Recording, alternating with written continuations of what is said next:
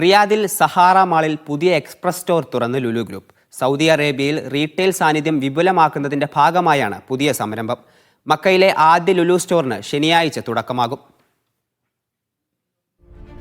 Saudi അറേബ്യയിൽ retail സാന്നിധ്യം വിപുലമാക്കുന്നതിന്റെ ഭാഗമായാണ് പുതിയ റീറ്റെയിൽ സ്റ്റോറുകൾ.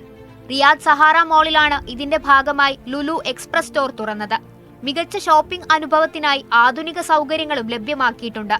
പുതിയ സ്റ്റോറിന്റെ ഉദ്ഘാടനം Rughaib holding chairman Ziyad Al Rughaib നിർവഹിച്ചു. Lulu Saudi hypermarket director Shehi Muhammad, regional director Hatim Mustansir എന്നിവരും ചടങ്ങിന്റെ ഭാഗമായി. 25,000 സ്ക്വയർ ഫീറ്റിലാണ് വിപുലമായ ശേഖരം ഒരുക്കിയത്. സെൽഫ് ചെക്ക്ഔട്ട് കൗണ്ടറുകളടക്കം 4 കൗണ്ടറുകൾ സംവിധാനിച്ചിട്ടുണ്ട്. ഗ്രോസറി, ഫാം പ്രൊഡക്റ്റുകൾ, bakery, health and beauty, mobile accessories, മീൻ, ഇറച്ചി വിഭവങ്ങൾക്കായി പ്രത്യേക സ്റ്റാളുകൾ എന്നിവ ഇവിടെ ലഭ്യമാകും. 500-ലധികം വാഹനങ്ങൾക്കുള്ള പാർക്കിംഗ് സൗകര്യവും ഇവിടെ ഒരുക്കിയിട്ടുണ്ട്.